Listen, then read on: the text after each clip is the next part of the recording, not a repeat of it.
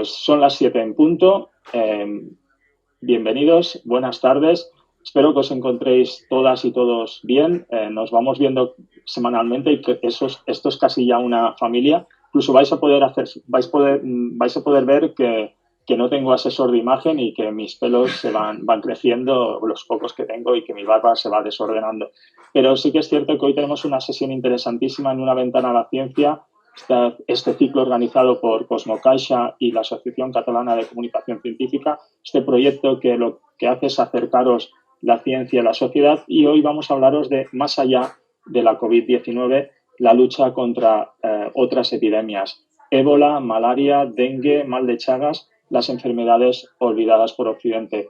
Hoy con nosotros está María Jesús Pinazo, que es médico internista del Servei de Salud Internacional del Hospital Clínic, investigadora del Instituto de Salud Global de Barcelona y además profesora en la Universidad de Barcelona. Le estaba comentando hace breves minutos que le queremos dar especialmente las gracias porque es una de las personas que, junto a muchas otras, pero es una de las personas que junto a sus colegas están en plena línea de lucha contra la pandemia actual que estamos viviendo, y en estos horarios apretados y en este trabajo arduo, tanto físico como psíquico, ¿no? Porque afecta al final también un poco a vuestro estado de salud psíquica y mental. El tema es de que, sobre todo, es darte las gracias porque en estos agujeros nos has dedicado este momento para nosotros. Por lo tanto, muchísimas gracias. Y no voy a aplaudirte porque creo que no es una cuestión de aplaudir, sino es una cuestión de apoyaros absolutamente en todo y a cada momento, y cuando acabe esto también.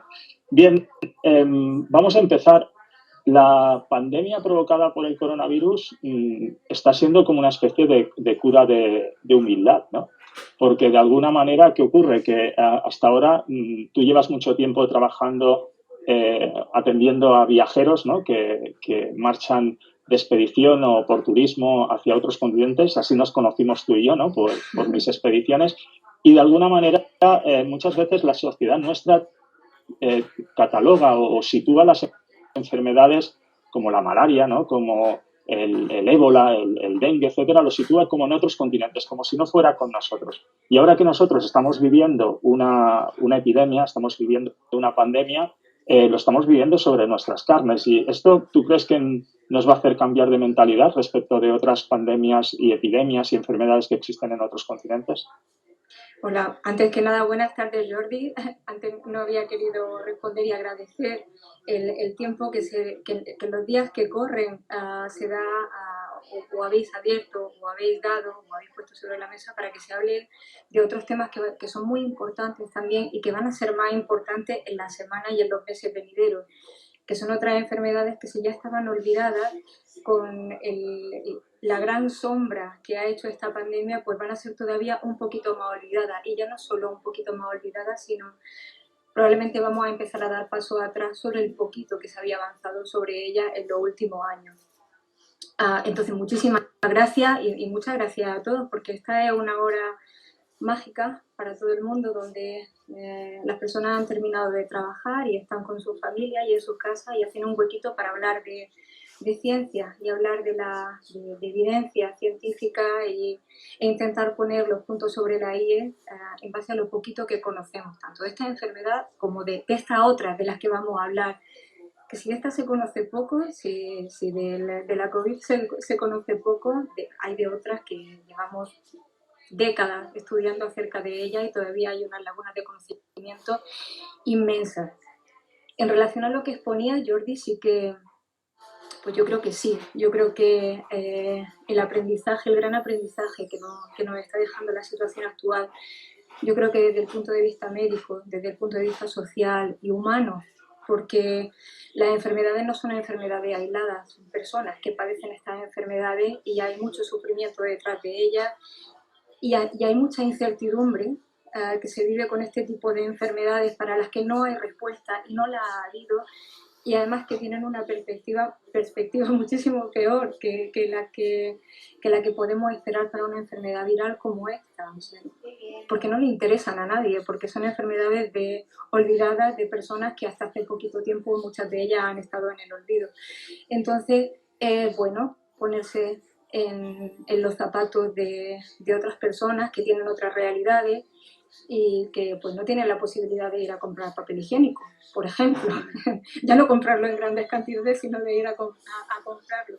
Entonces, y sobre todo con esta incertidumbre que nos ha hecho ir caminando durante estos últimos 2 meses en un camino totalmente cambiante, pero en 24 horas. Lo comentábamos cuando he estado en el hospital con los compañeros a tope, con el hospital clínico convertido en un hospital solo con sala atendiendo a pacientes con COVID.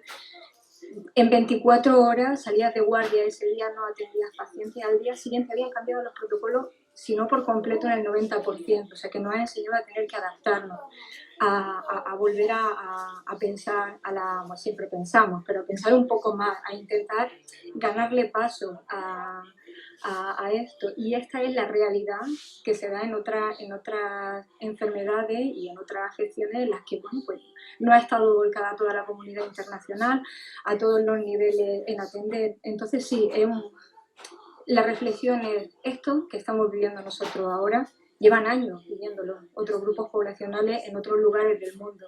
Entonces quizá hay que mirar un poquito para allá cuando pase todo esto, cuando tengamos la capacidad, pues mirar también, abrir, en vez de ir como los burros con las anteojeras, a abrir un poquito la perspectiva y a ver qué está pasando en otros lugares y qué podemos hacer para todo esto.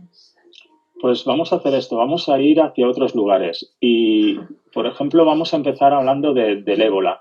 Y yo recuerdo que cuando empezó el confinamiento, dio la casualidad que empezó el confinamiento con una noticia que, como me muevo bastante por África, ya lo sabes, me llegó a través de amigos y me llegó a través de colegas tuyos, pero de hecho estábamos nosotros metiéndonos en pleno confinamiento y en África estaban saliendo en algunos puntos de África, del África Central, estaban saliendo de una gran epidemia gravísima que es la del ébola.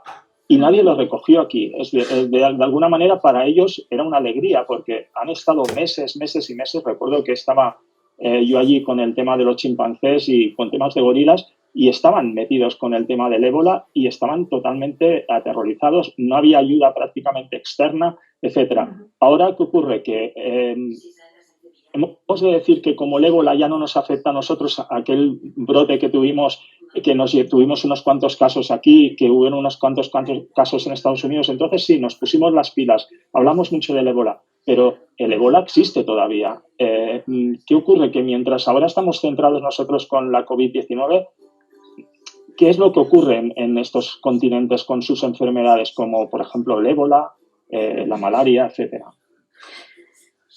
Pues eso es lo que ocurre, que ahora tienen la gran amenaza de, como tú dices, de una epidemia que para nada está terminada. De hecho, del 14 de abril, he estado mirando hoy cuándo era el último reporte de casos activos y confirmados de ébola, 14 de abril, las últimas declaraciones de que se han confirmado 3 nuevos casos la pasada semana de ébola. O sea, después de un gran brote vienen las microepidemias que subsiguiente a este gran brote. Entonces siguen teniendo el problema, pero es que además les llega el COVID. ¿Y cómo van a interferir estos agentes patógenos? ¿Qué respuesta se va a dar hacia el uno y hacia el otro? ¿Qué características tienen el uno y el otro que puedan confluir y hacer más severa una u otra enfermedad? Sobre todo la respuesta a nivel sanitario que se da a la una va a interferir muchísimo en la que se da a nivel de la otra. Entonces, si esto ya nos está pasando a nosotros, por ejemplo, pensemos en las cirugías, que me tocan muy de cerca además. Pensemos en las cirugías. ¿Qué está pasando con las cirugías? Se empezarán a hacer en breve cirugías, no, se han hecho cirugías urgentes, evidentemente, pero se empezarán a hacer cirugías no urgentes, no demorables, pero las demás se demorarán y pasarán a ser urgentes o no demorables. Pues algo similar, pero con agentes tan letales como puede ser el ébola, con una letalidad. En el último brote era de en torno al 50%, pero se han registrado brotes con letalidad en torno al 90%. ¿Qué ocurre con esto? O sea, pues lo que estamos viendo, va a ocurrir un desastre y tenemos que ser lo suficientemente inteligentes como para anticiparnos a este desastre. Hay que dar un poquito más de previsión en la medida de lo posible y de mano a estos países en los que desgraciadamente los recursos no son los que tenemos nosotros. Y del ébola, precisamente, fíjate las contradicciones, ¿no?, que tiene este tipo de cosas, porque si nosotros estamos preparados y hemos estado relativamente preparados para esto que nos ha sobrevenido, fue gracias, entre otras, a situaciones como esa, que nos hicieron darnos cuenta de que no estábamos preparados para recibir casos de ese tipo si venían pues en un número importante. Y desde, en concreto en mi hospital, soy consciente desde muchos hospitales del país y desde muchos equipos de trabajo, pues ha habido una preparación previa para lo que ha sobrevenido, que nos ha sobrepasado, por supuestísimo, y que claro que no estábamos preparados, pero fíjate que esa situación de desgracia que se vive en otros países desde el punto de vista sanitario en su día a día, a nosotros nos ha servido para prepararnos. Es un poco, bueno, así es duro, ¿eh? Sí. Sonia ahora nos estaba preguntando qué índice de mortalidad había con el ébola y creo que lo has comentado que es el 50%, ¿no? El ébola estamos hablando de 50% mortandad. Sí.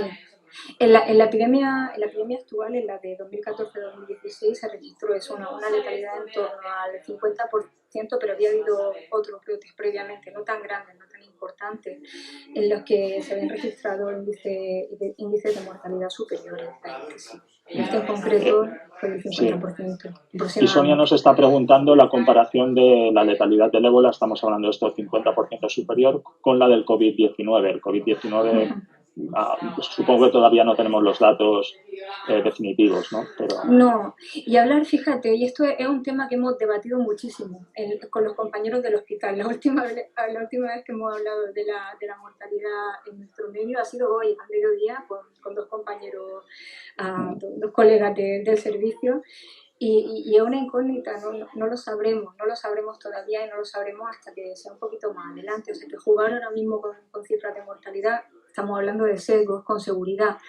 Lo que sí que está claro es que la letalidad es muchísimo más baja, pero ojo, porque hablamos de porcentaje y no de números absolutos. Y los números absolutos son igual o más importantes que los porcentajes.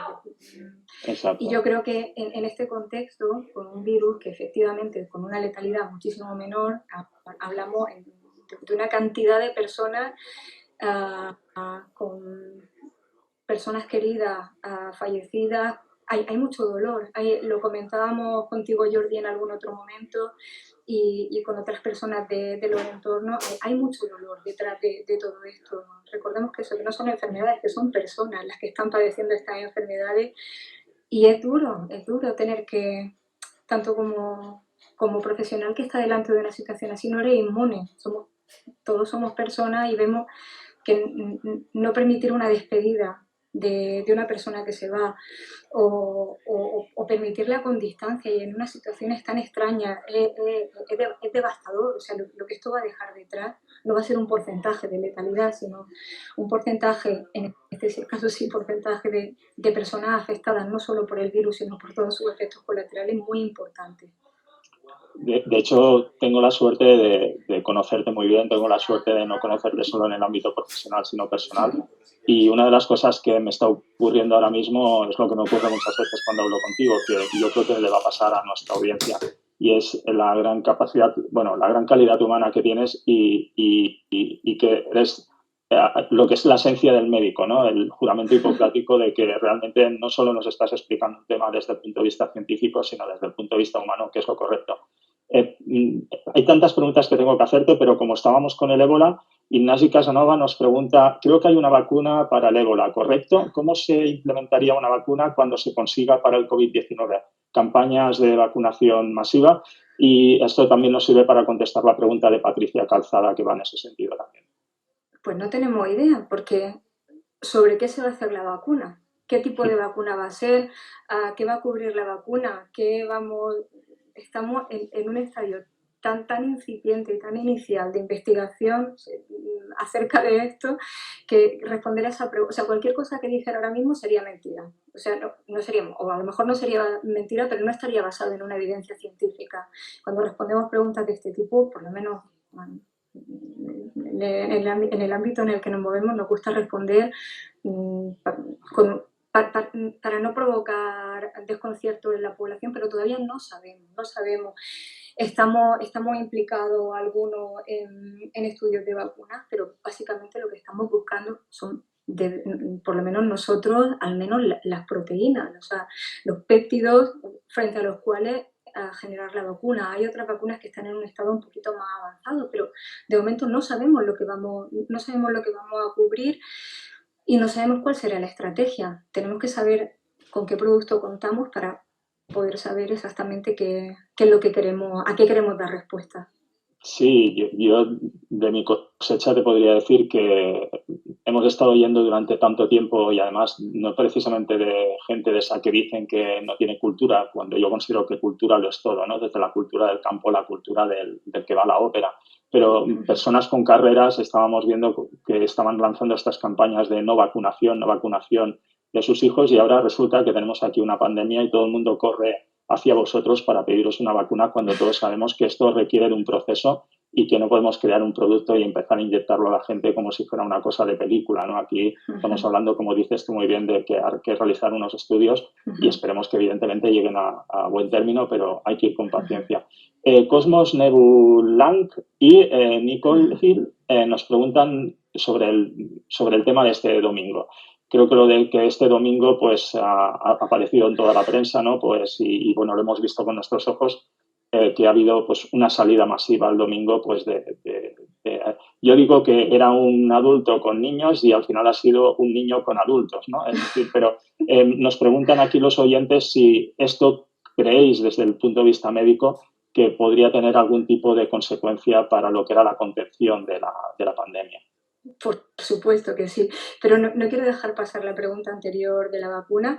Sí. Yo creo que siempre hay que mirar el lado positivo. Si toda esta situación, hay que hacer, mi punto de vista, y esto sí que es algo personal, yo creo que si todo esto está sirviendo para hacer reflexiones a personas que dudaban de la eficacia, de la efectividad, de vacunar, no vacunar, cuáles son los pros, cuáles son los contras, simplemente el proceso de reflexión acerca del acto vacunal, aunque sea en pro, aunque sea buscando, aunque sea exigiendo una vacuna para esto, yo creo que ya hay algo muy positivo, que de las pocas cosas positivas que va a tener la situación que estamos viviendo. Por tanto, yo en pro de que bueno, que exijan bien, pero que reflexionen al respecto, que hay otras vacunas que a lo mejor, no sé, la vacuna de sarampión que nos está poniendo por parte de algunas personas, entonces está bien que se entre en un proceso de documentación y de decisiones documentadas y efectivamente basadas en la evidencia. Para eso sí sabemos,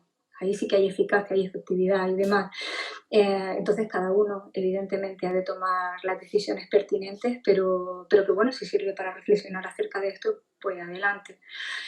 Y en relación a la salida de ayer, a ver, un tema muy comentado también por nosotros. Nosotros tenemos, si algo hemos aprendido, al menos las reflexiones que hacemos dentro del equipo, es que no sabemos qué va a pasar, no sabemos que este bicho loco, porque es un bicho loco, tiene una manera de comportarse muy anárquica. Entonces, no sabemos qué va a pasar una vez las personas hayan salido a la calle.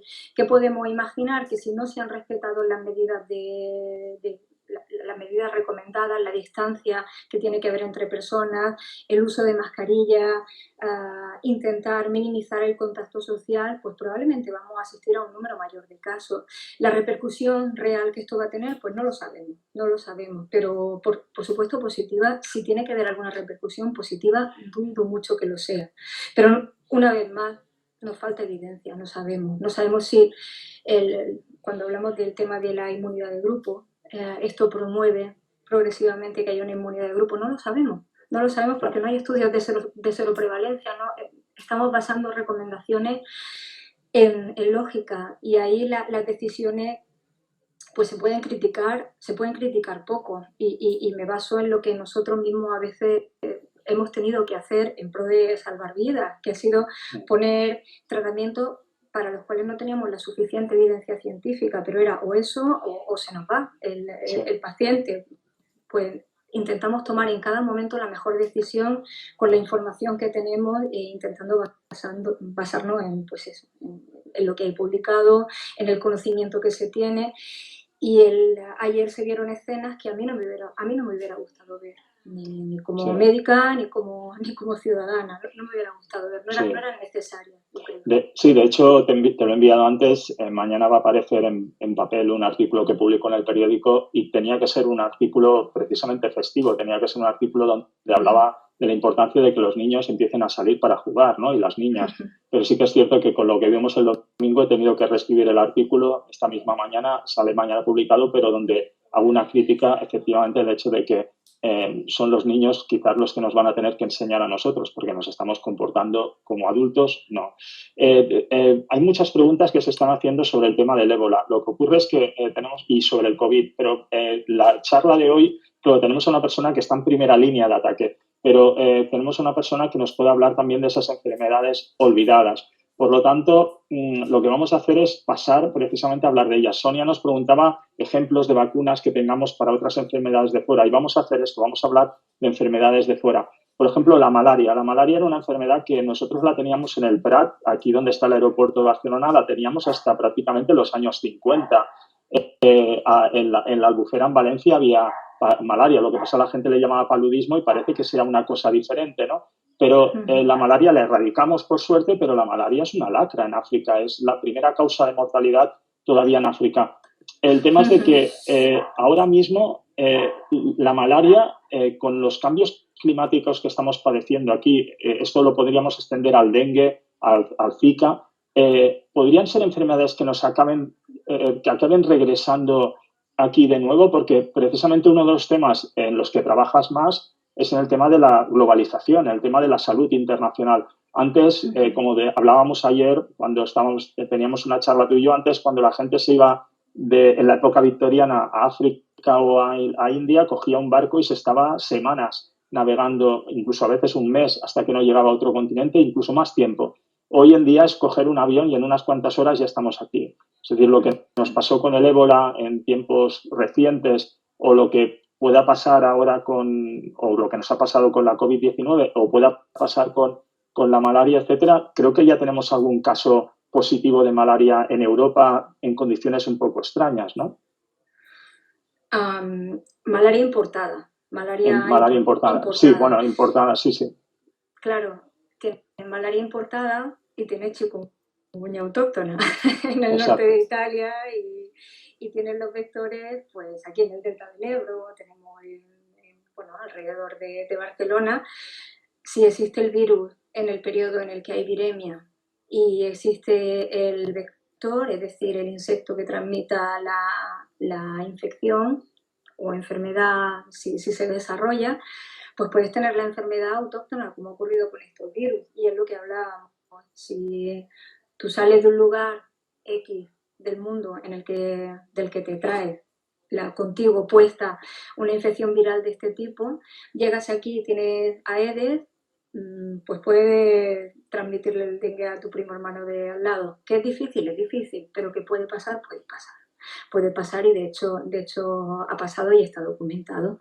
Por tanto, sí, la movilidad, el hecho de la posibilidad de importar infecciones, como las importan en otros países, algunas de las enfermedades e infecciones que tenemos aquí, o sea, nos movemos, no somos seres estancos, hay un movimiento alrededor del mundo, hay una movilidad, una velocidad, unos vuelos transoceánicos que en menos de 12 horas te plantan de un lugar del mundo a otro, que permiten pues todo esto.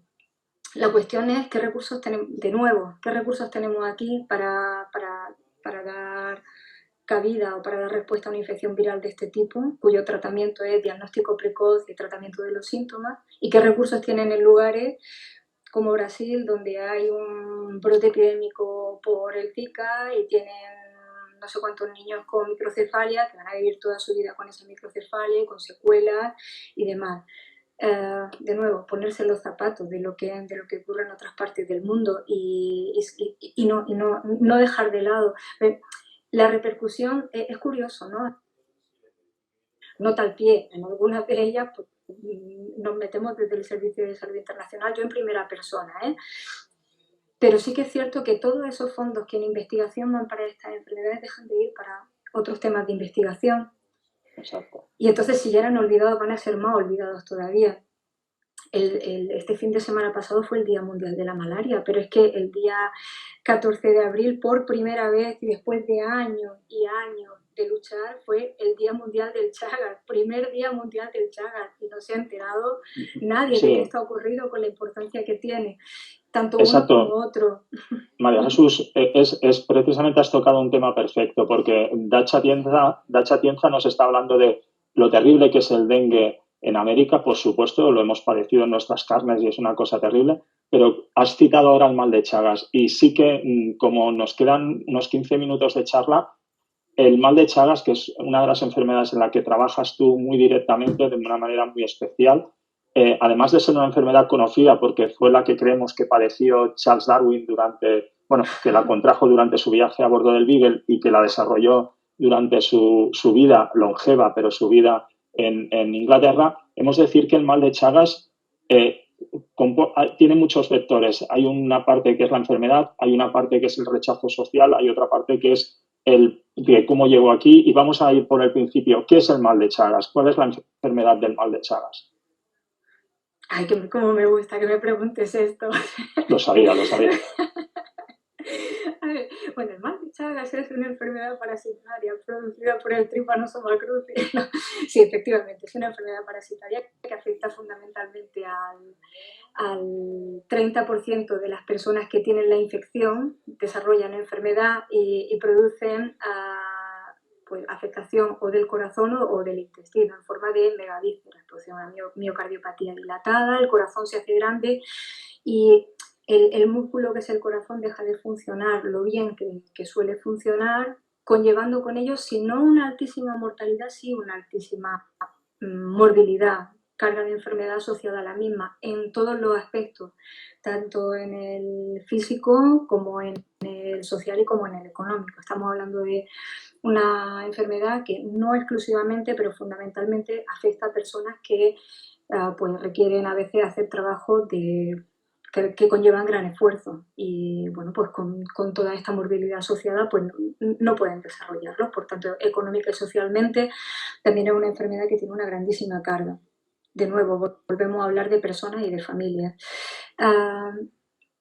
¿Qué es lo que ocurre con esta enfermedad? Pues que hoy en día en el mundo afecta entre 6 y 8 millones de personas y seguro que la mayoría de las personas que están conectadas, bueno, como hay algunos amiguetes, estos amiguetes sí que habrán oído hablar de ella, porque yo soy muy pesada, pero muy poquitas. De hecho, cuando a mí me hicieron mi contrato en el hospital, en mi contrato ponía que yo estaba contratada para tratar el mal de Changas. Entonces, es una enfermedad, no se conoce el nombre. Al escribir diabetes nadie se equivoca, al escribir Chagas mucha gente se equivoca, lógicamente. Es una enfermedad totalmente desconocida. Perdona, Y Sonia. sí, Ay, perdona, que Sonia nos pregunta, María Jesús, ¿cómo ¿cómo se se contagia? contagia? Porque no lo hemos dicho y efectivamente es un tema Muy importante. importante. A ver, el principal mecanismo de transmisión es a través de un chinche que del tamaño de una cucaracha. El chinche succiona la sangre con el parásito y lo deposita en las heces, cerquita de donde generalmente de donde ha hecho la lesión en la piel, y ahí atraviesa la piel y llega hasta el torrente sanguíneo, es más superficial el parásito bueno, y llega hasta la célula diana, se divide y demás. ¿Qué es lo que ocurre? Porque es muy importante, porque no solo se transmite así, cuando una persona se mueve a algún lugar del mundo en el que no existe el chinche, también se puede transmitir, porque la persona crónicamente infectada, no diagnosticada y no tratada a tiempo, puede transmitir la enfermedad a través de la placenta durante los 9 meses del embarazo, a través de transfusiones de sangre o a través de trasplante de órganos, de álganos. Madre mía, cómo tengo las neuronas ya a esta hora de la tarde, perdón. Las mías están Entonces, peor, no te preocupes.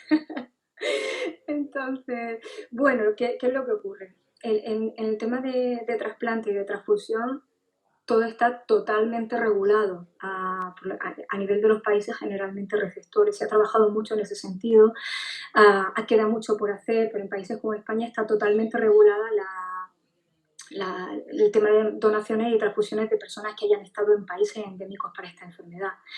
Pero si una mujer que tiene la infección se queda embarazada y tiene un bebé, este bebé puede, si la mamá no está diagnosticada y tratada, podría adquirir la infección. Por tanto, hay casos autóctonos en Barcelona de niños que nacen con infección por Trypanosoma cruzi y que pueden desarrollar la enfermedad de Chagas. Hay 2 estudios, solo 2, hay muy poquita evidencia también al respecto porque no hay mucha investigación al respecto y eso lo estamos intentando arreglar la comunidad científica que trabajamos en el tema, en el que mujeres en edad fértil tratadas prácticamente ninguna, las que se incluyeron en el estudio, ninguna transmitió la infección a sus hijos. Por tanto, diagnosticada y a tiempo tratada, se puede evitar incluso esta vía de transmisión o al menos minimizarla a niveles muy bajitos.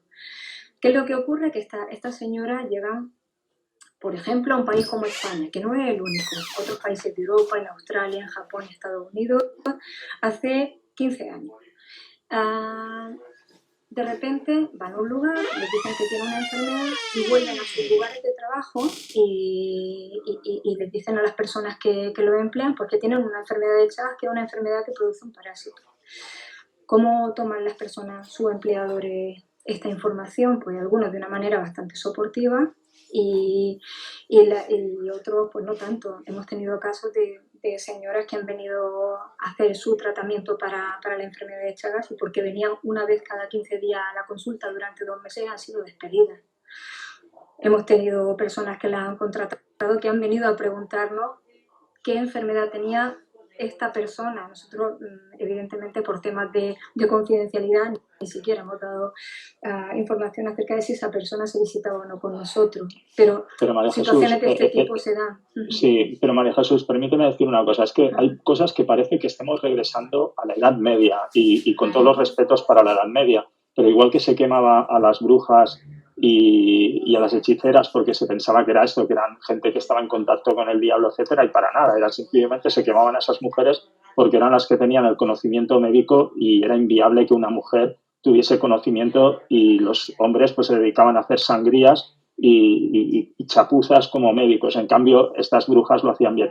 Entonces, estamos volviendo a la época medieval, básicamente porque, de alguna manera, una enfermedad como el mal de Chagas, que tú nos estás dejando muy claro que necesitamos el vector de transmisión, es decir, que es el chinche, que no lo tenemos aquí y que cuando incluso vamos a América solo vive en chabolas, en chozas que estén hechas de adobe y que no estén encaladas, etcétera, pero realmente aquí no tenemos ese chinche, por lo tanto la única transmisión podría ser por las transfusiones sanguíneas, que ya has dicho que se lleva un control absoluto, o por el tema del paso de madre a hijo, descendencia, cuando se trata esto también se reduce muchísimo esa posibilidad. Entonces, es imposible que si yo hablo con una señora a 2 metros de distancia, a 1 metro o a 30 centímetros, o con un señor que tenga que trabajaban en servicio doméstico, que las familias se habían enterado de aquí, de Barcelona, de gente culta, gente con carrera, se había enterado que esas personas que trabajaban para ellos desde hacía años tenían mal de Chagas y las han despedido pensando que les iban a transmitir la enfermedad a sus hijos. ¿En qué sociedad estamos viviendo que en vez de desarrollarnos científicamente vamos un poquito hacia atrás? Bueno, mucho hacia atrás, muchas cosas. Pues estamos viviendo en esta sociedad que pone el letrero en los portales de la casa para que el vecino sanitario se vaya a vivir a un hotel. Estamos viviendo en esta sociedad. Exacto. Y entonces tenemos, bueno, pues de nuevo, cambiémoslo a positivo. ¿Qué es lo que acerca de qué tenemos que reflexionar? ¿Cómo se tiene que educar a las generaciones que vienen? ¿Qué mensaje hay que dar? ¿Qué mensaje hay que pasar? En fin, yo creo que esto es una reflexión mucho más allá de la biomédica. Esto es un tema de humanidad. No es un tema solo de conocimiento, sino de educación. Y la educación va más allá de la universidad. Pues vamos a seguir hablando de humanidad y vamos a hablar de otro tema que también me pone los pelos como escarpias. Resulta que somos tan humanos que decimos que siempre vamos a buscar soluciones a problemas médicos como el que tenemos ahora aquí. Pero ¿qué ocurre? Cuando esos problemas están ahí fuera, antes nos preguntaba Sonia qué vacunas hay para otras enfermedades, pues que muchas veces nos importa 4 bledos. De hecho, tú estás trabajando en un equipo donde se está trabajando en la tradición ya de lo que inició Patarroyo, pero con los equipos actuales de Alonso, que estáis intentando desarrollar una vacuna efectiva para la malaria, pero es una vacuna que será efectiva para los niños africanos y niñas africanas, pero además africanos solo, es decir, no servirá ni para los turistas, ni servirá para los ejércitos, ni para las grandes potencias, ¿no? Entonces, ya os encontráis con esos problemas. Y entonces, con el mal de Chagas pasa lo mismo. Medicamentos que eran efectivos para el tripanosoma se retiraron del mercado y otros que os gustaría que se investigase sobre ellos, resulta que no se ha investigado. ¿Cuándo ha cambiado la cosa? Cuando nos empiezan a llegar las enfermedades aquí, ¿no? Creo que es así, como va, hipocresía pura, ¿no? Yo diría. Efectivamente, la enfermedad de Chagas fue descrita y descubierta en 1909, casi 100 años después, cuando llega a Europa con los movimientos migratorios de finales de los 90, y ahí es cuando, principios de los 2000, ahí es cuando empieza a interesar. Ahí es cuando empieza a interesar, se empieza a mover la investigación en nuevos fármacos, en biomarcadores de respuesta terapéutica, biomarcadores de progresión. Todavía estamos en pañales en temas de investigación. No sabemos, del 100% de personas que tienen la infección, solo el 30% desarrollan la enfermedad y no sabemos quiénes son. Entonces, fijaos, si tenemos que focalizar una respuesta, como hablábamos antes, de vacunas para quién y cuál es la estrategia, pues en Chagas algo similar. ¿Para quién y cuál es la estrategia? Pues la estrategia quizás sería cubrir a estos que van a desarrollar enfermedad en algún momento, aparte de, por supuesto, intentar evitar que se adquiera la infección. Pero es que no lo sabemos porque no sabemos discernir quiénes son los que desarrollarán la enfermedad o quién quedarán en fase de infección. Todo esto no se sabe, pero sí ha empezado a mover un poquito hace pues 15 años, 15, 20 años, cuando ha empezado a haber casos en Europa, en Estados Unidos, en Japón, de personas con infección por Trypanosoma cruzi. Es ahí que se ha empezado a mover un poco la cosa. Bendita sea, lectura positiva de nuevo. Mejor que se mueva ahora que no que pasen 100 años más a que se tenga esto que empezar a mover. Y un tema importantísimo, ahora que hablábamos de enfermedad y lacra social, por ejemplo, ahora volvemos un poquito a la COVID, ¿no? Pero ahora se habla de que quizás tendríamos que llevar un pasaporte donde se dijera si hemos pasado o no hemos pasado la enfermedad. Bueno, para empezar nos tendrán que llegar los test y se nos tendrán que hacer los PCRs para saber si lo hemos pasado o no. Pero si se hace este pasaporte, yo creo que antes, cuando una persona iba al médico y le decían, mire, usted tiene tuberculosis, sería bueno que se pusiera una mascarilla, sería bueno que se tome la medicación, sería bueno que no tenga contacto estrecho con mucha gente sin advertirles de que usted tiene tuberculosis, pero no se le ponía una marca ni un tatuaje en la cabeza o en el papelito diciendo, esta persona es tuberculosa, ¿no? Porque si no, esto podía crear un rechazo social, un rechazo en el trabajo, etcétera.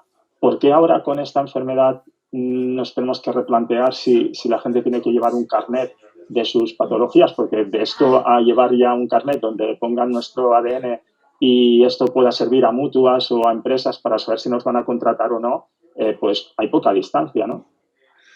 Pues para empezar tendremos que saber qué significa haber pasado una vez más, qué significa haber pasado la infección o haber desarrollado la enfermedad. A día de hoy no lo sabemos.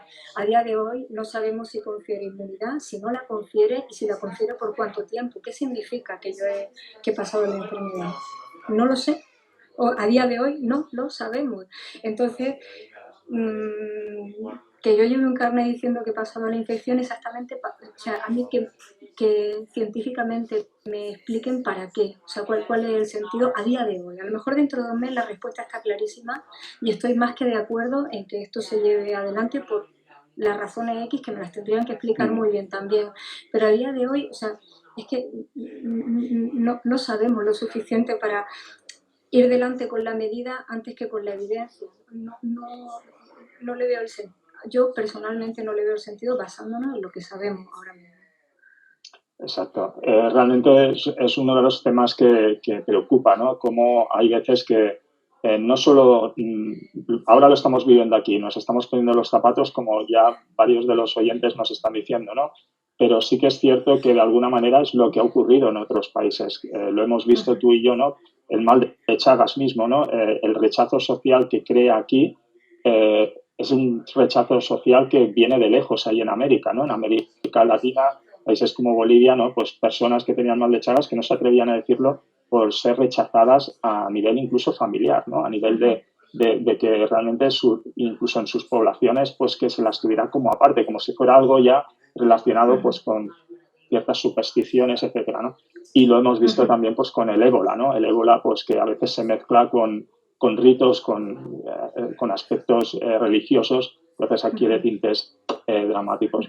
Te puedo decir que hemos llegado al límite del tiempo, pero María Jesús, he de decirte que todos los comentarios que estoy leyendo aquí son alabándote, porque sobre todo estás haciendo patente lo que es la premisa de Una ventana a la ciencia, que es divulgar, porque como están diciendo muy bien por aquí los oyentes y las oyentes, la mejor vacuna contra la incultura es precisamente el conocimiento, ¿no? Es decir, que la vacuna contra la irracionalidad, el racismo y esta incomprensión ante la enfermedad, pues es precisamente la mejor vacuna, pues el conocimiento, y es lo que nos has aportado tú aquí. Muchísimas gracias, María Jesús.